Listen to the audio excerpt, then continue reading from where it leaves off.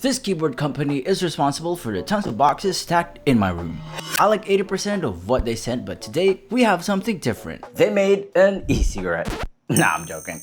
This, I guess, is their first approach to making something new that is not keyboard related. Introducing the Epomaker Click and Click Lite. What's the difference? Well, f***ing stick around, and I will tell you at the end which one I like most. Also, I heard people say Epomaker. Which one is correct? They did not sponsor me, by the way, but they did send these for free. Epomaker, please keep sending me free shit. Anyway, the unboxing.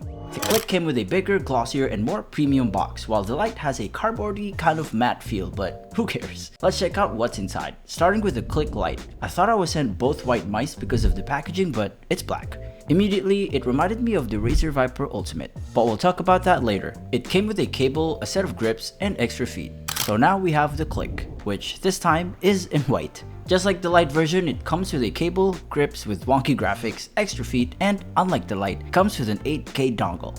Hang on, I have 3 mice with an 8K polling rate. Do you guys really use that? It's a bit much, no? So now let's look at the build and design, which I think they borrowed inspiration from my most used mouse probably in my entire life, as you can see from the faded stock grips, the Viper Ultimate. It's a bit smaller than the original Viper, but you can see a lot of similarities with the design. Anyway, forget about the Viper. The Click and Click Lite have pretty much the same design, both made out of plastic that is not the slippery kind, thankfully. The side buttons have a slight extrusion and are positioned directly next to the logo. There are no side buttons on the right portion of the mouse either, so sorry lefties. Everything is placed the same, from the DPI buttons, LED indicator, the skates, the mode switch, etc. The two differences though are that the Lite has a compartment for the 1K dongle, meanwhile the Click has a barcode instead. Also, the LED indicator at the bottom of the Click is a bit diffused than the Click Lite. According to the packaging though, the Click is a bit smaller than the Lite, but side to side, I honestly could not tell the difference. The Lite is a bit lighter though. The Lite is a bit lighter though than the Click, and with the dongle, it's about this heavy, or light. Here are the color variations in case you're interested. The mice sound the same too, although the Click has a softer feel. I don't know, take a listen.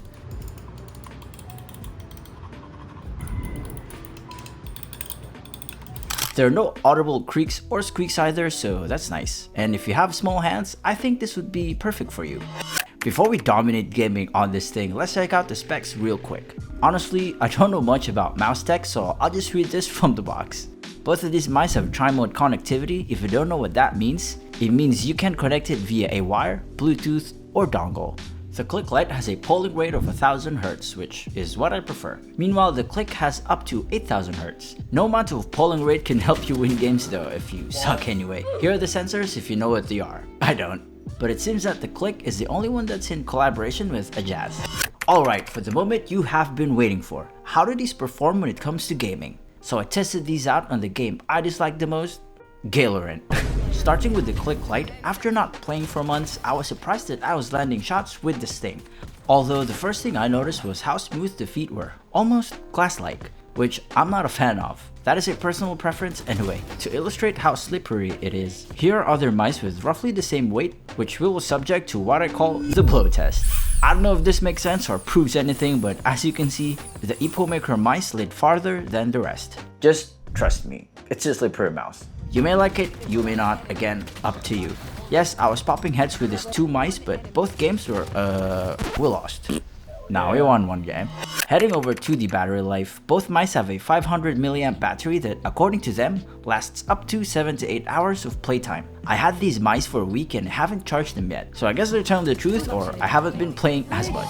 Before I tell you the price, I have a couple of complaints about these 2 mice. Starting with the software, because there are 2 of them. And in order to access the software for the other one, you have to install a different version of the same software, so that's fun. But in these softwares, you can check out the battery life, change various settings like the DPI, polling rate, macros, etc. At least the software is pretty clean and straightforward.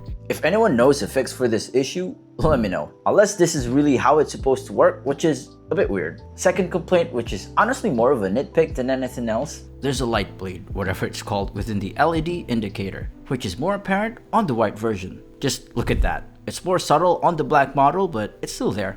I know it does not affect performance in any way, but in my opinion, light bleed on a product is not a good look, compared to these mice that do not have light bleed. It adds a more premium aesthetic to it. Again, this is just me being nitpicky. Alright, so how much do these two mice cost? They're actually pretty affordable, with the Click Lite priced at $29.99 and the Click at $69.99. Nice. In conclusion, should you get any of these mice? With that price, I would say yes. Especially if you like the Viper shape and I guess the look. It feels great to game on, but like I said, the feet are a bit slippery, but perhaps my mousepad has something to do with that. You can use it for work too if you want. Solid mouse. I wish the software could recognize both mice at the same time though, and hopefully their keyboards too. If I were to choose one to get for myself, I would prefer the Click Lite since it has a 1K dongle storage. Perfect for traveling because I refuse to bring an extra cable and an 8K dongle to a coffee shop or wherever I'm going. Also, I don't use 8K anyway. If these mice double clicks in the future, I'll let you guys know. But for now, the Click Lite is what I mean between the two. Thanks for watching. Amazon and Shopee links below if you're interested. Subscribe, I guess.